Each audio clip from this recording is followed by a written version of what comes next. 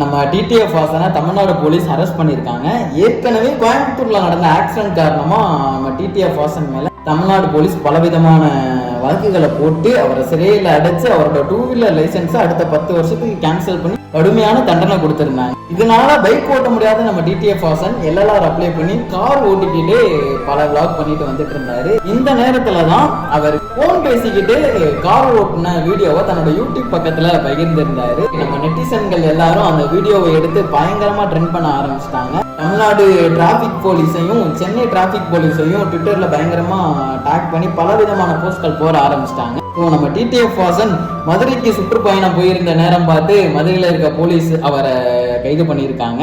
அது மட்டும் கிடையாது, அவர் ஜாமீனே வாங்க முடியாத அளவுக்கு பல வகையான கேஸ்களை போட்டு நம்ம டிடிஎஃப் வாசனை கைது பண்ணியிருக்காங்க. வெயிட் பண்ணி பார்த்தாதான் தெரியும் திரும்பவும் நம்ம டிடிஎஃப் வாசனுக்கு எந்த மாதிரியான ஆப்பு வைக்க போறாங்கன்னு.